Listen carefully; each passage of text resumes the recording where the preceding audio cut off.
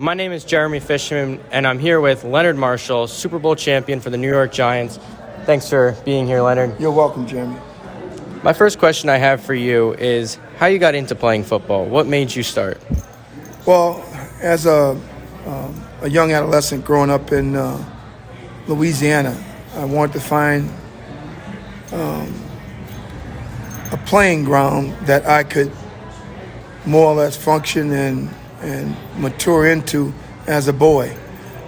I watched a lot of athletes in my area get opportunities to go to college. I'm one of 7 kids, so football was a way for me to get to college more than a way for me to be a professional. I mean, the dream of playing pro football was always there, but coming from where I come from in this country, I had never envisioned that the game would take me as far as it has. Was there an athlete while you were growing up who inspired you? Oh, absolutely. There were several athletes that inspired me. I think one of the greatest, obviously, is Muhammad Ali, but if you want to talk about football players, I would talk about my cousin, Ernie Ladd, and my other cousin, Warren Wells. As both were professional athletes.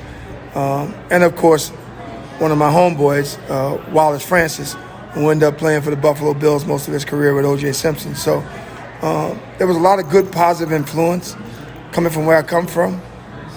Being a child of segregation in the 1960s was quite the challenge because blacks and whites couldn't use the same bathroom, blacks and whites couldn't play together, blacks and whites couldn't even go to school together until 1967, 68, when they passed they desegregated schools. And that schools now can be intertwined and intermixed and intermingled. So I was lucky and fortunate for that to happen, and I took advantage of it. Now, while you were playing, were there any athletes who inspired you to keep doing what you were doing? I think my greatest inspiration came from my parents, what I wanted to do with my life and how I wanted to impact theirs.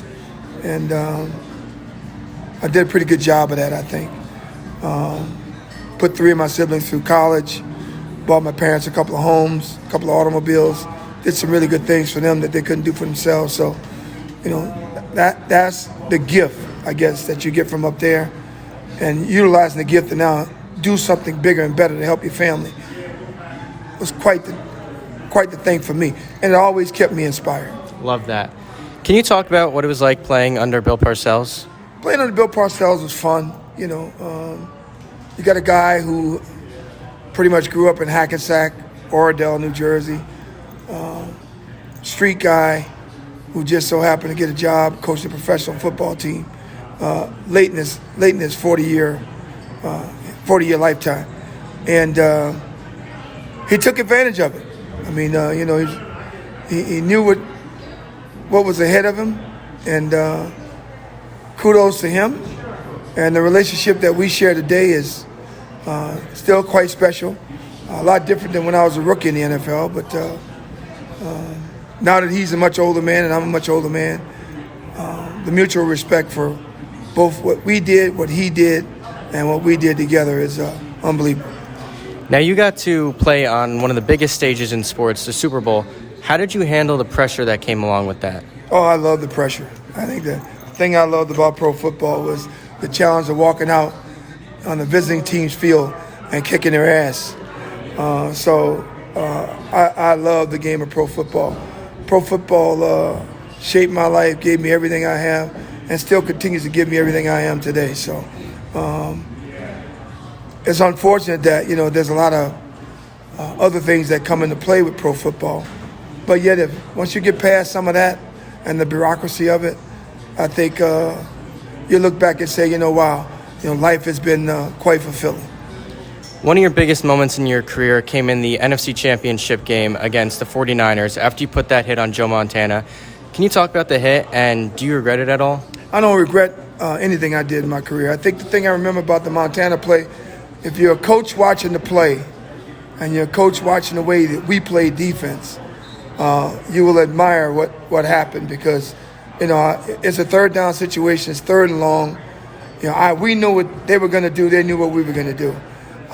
We lined up Lawrence Taylor left, lined up me right, two best pass rushers on the edge, two guys up the gut.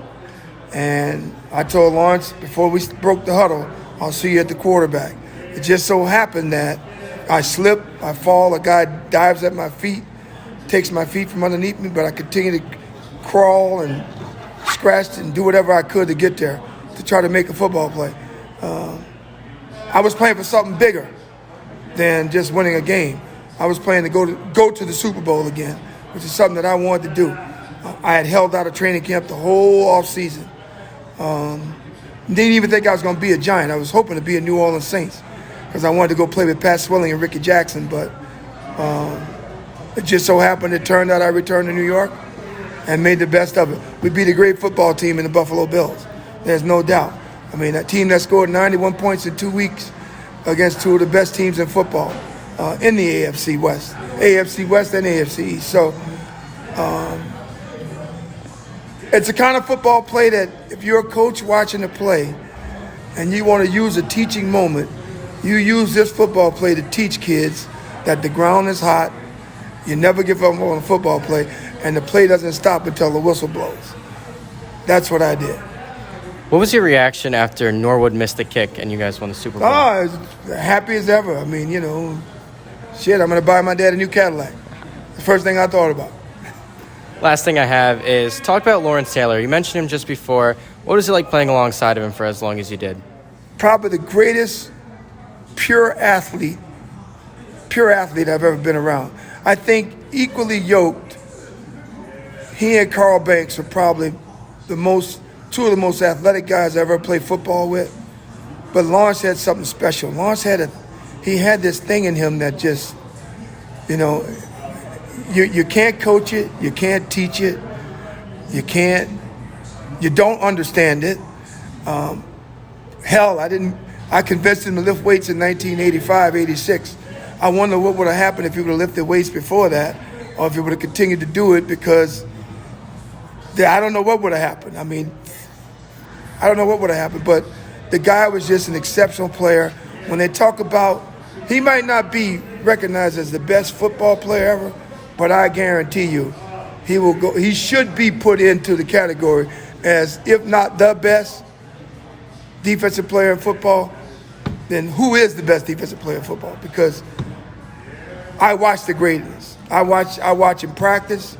We dressed opposite each other every day in practice, every game day, and he's my GOAT. I appreciate you. Thank you so much.